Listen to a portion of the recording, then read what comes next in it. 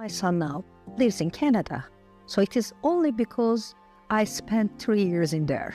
We can't afford overlooking migration, missing out on the talent, diversity, skill sets. People can give to a region and they can get from a region. You can learn new skills and give new skills as you move around more. And this can be beneficial for yourself, but also for the communities that you're engaging with.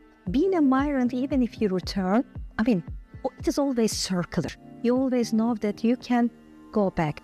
You have roots, sometimes you have some connections, family, friends. Even when they are not returning, they still live their transnational lives, they contact their families, of course they send money, but for us, for sociologists, what they bring very often is the social potential for social change. We've gone out and done a huge amount of really complex research, gathering all this data from all these different sources and going out and doing these policy labs and these interviews with different migrants to get their perspective. We are sitting together from different disciplines, studying like demography, studying human geography, but also sociology and anthropology, and like to mix this quantitative and qualitative. Also in our case studies where I'm engaged, we are linking different countries with each other and studying migration on both sides where the migration started and ended up.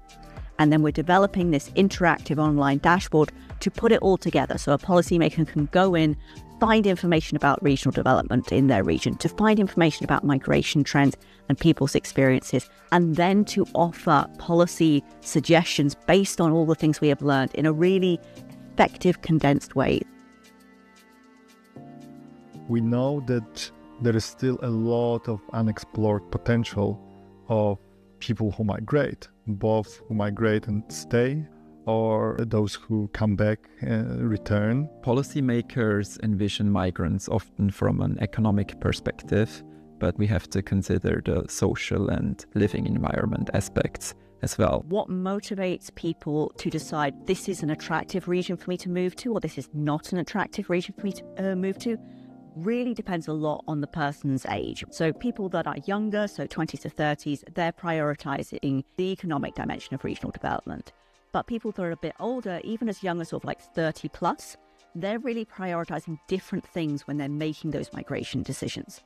So they're tending to prioritize more of the social characteristics, so things like crime rate and well-being and equality, which I think is really good news for vulnerable regions which can't compete with the big cities on the economic indicators, because they might be able to compete on these sort of well-being indicators. Diversity is the norm for the big city, but for the rural and small places, as we also observed from our interviews, people feel themselves a little different, or more, how can I say, other. Listening to migrants, it's often small things. For example, having a first contact point in the region where you arrive that makes arriving easier. When looking at migrants or people who migrate, to our cities across Europe, we should bear it in mind as well that these folks, they wanted something. They were ambitious, they were brave, they sacrificed something to better their lives.